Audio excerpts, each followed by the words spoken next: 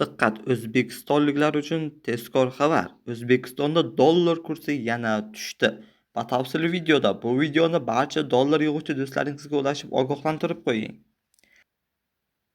Assalomu alaykum hurmatli tomoshabin. Kanalimizda yangi bo'lsangiz obuna bo'ling va videolarimizga like bosing. Izohlarda o'z fikrlaringizni qoldiring. Bir-biringizga hurmatli bo'ling va haqorat qilmang. Markaziy bank xorijiy valyutalarning o'zbek so'miga nisbatan 1-mayda amalda bo'ladigan qiymatini e'lon qildi.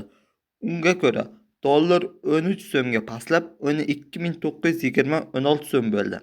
1 yevro narxi 38.05 so'mga tushib, 14.681.18 so'm etib belgilandi.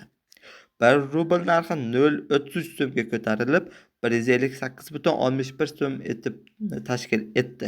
Bundan avval dollar kursi ketma-ket 2 kun pastlagan va 12.933.16 so'm bo'lgan edi. Shu bilan yangiliklarimiz o'z nihoyasiga yetdi. Kanalimizda yangi bo'lsangiz obuna bo'ling va videoroligimizga like bosing. Izohlarda o'z fikrlaringizni qoldiring.